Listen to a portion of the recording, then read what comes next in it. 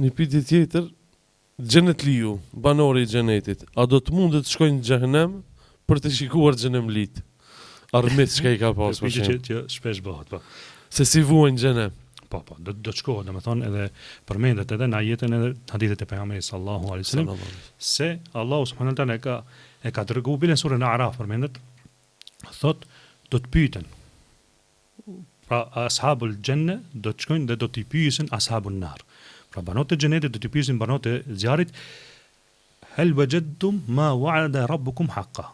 A e gjetët atë çka Allahu u premtoi? Prandinjo domethënë. Allahu ka premtuar ndinjo, I dina këtë lexojmë ajetet. Janë ai I cili I bindet Allahut dhe të dërguarit I dhe vepron veprat mira kështu me radh, do të hyjë në xhenet. Kush e kthen shpinën e Allahut, do të hyjë në xhenem. Edhe tash do të kese bisedim. Do të shkojnë banorët e xhenetit do t'i pyesin banorët e xhehenemit. Prej shokëve të tyre, pra të gjithë ata të cilët I kanë njoft.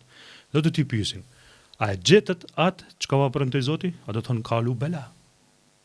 Thot po. Naam. Pra po. Thot po ju a e gjetët?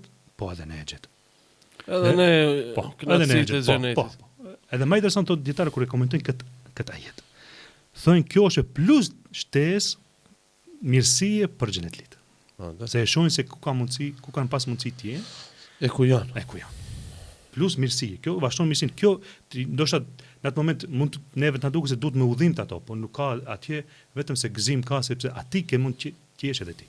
Prandaj banorët e xhenetit çka do të vazhdon kjo dietë komentuesi thonë që kjo vazhdon edhe më tepër gëzimin, sepse Allahu I ka shpëtuar prej atij vendi.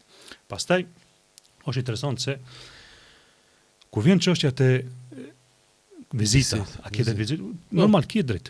Kupton. Mund të shohësh bile do të tallesh me ato të cilat ti ndoshta I ke thirr, që ato të binden por nuk janë bind. Pra ka marrë rrugën e shejtanit, pastaj edhe janë tallë me neve. Po, edhe bile është interesant se Allahu subhanahu wa taala na përmend dhe thotë se al-khilau.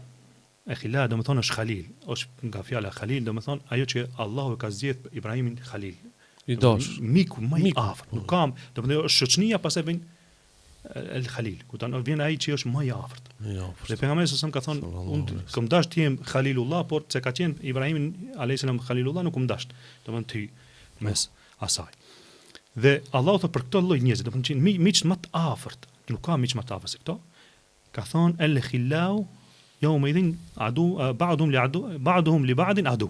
Addit këto miqtë e afërt do të jenë domethënë armiqtë e njëri tjetrit. Kjo çka na bën neve me di. Kjo na bën neve me di se atë domethënë ti edhe shoku yt I ngushtë, nëse nuk ka qenë prej banorëve të xhenetit, ti ato do ta urresh moment. Domethënë moment që ndahen safat, ti mo nuk e do ato.